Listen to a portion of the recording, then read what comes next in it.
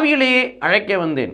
இது இயேசு கிறிஸ்துவுக்குள் பிரியமான என் சகோதர சகோதரிகளே, இந்த நிமிட நற்செய்திக்கு இயேசுவின் நாமத்தில் நான் உங்களை அன்போடு அழைக்கிறேன்.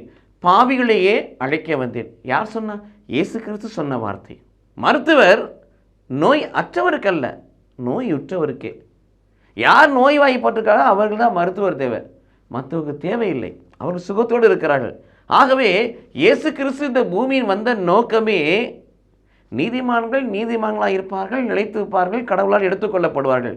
ஆனால் தன் உழைப்பை, தன் பணியை, தன்னுடைய வாழ்வை யாருக்கு கடவுள் அர்ப்பணிக்கிறார்?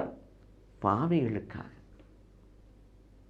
பிரியமானவர்களே, மத்தேயு 1:21 வாசிக்கிறோம், அவர் தம் மக்களை அவருடைய பாவங்களிலிருந்து மீட்க வந்தார் என்று சொல்லி வாசிக்கிறோம்.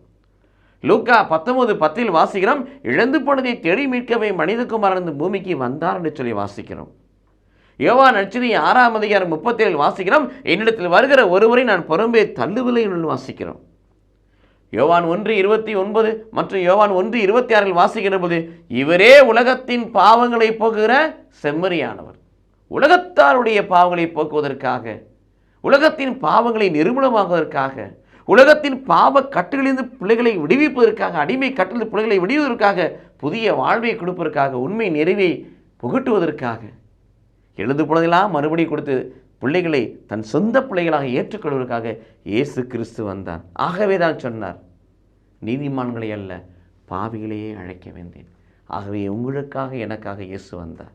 நாம் நம் பாவங்களை அறிக்கை செய்து பாவ மன்னிப்பின் நிச்சயத்தையும் பரலோகத்தின் நிச்சயத்தையும் பெற்றுக்கொண்டு ஆன்மா வாழ்ந்திருப்பது போல இந்த பூமியிலே எல்லாவற்றும் வாழ்ந்து சுகமாயிருப்போம். கடவுள் நம்மை ஆசீர்வதிப்பாராக. ஆமென்.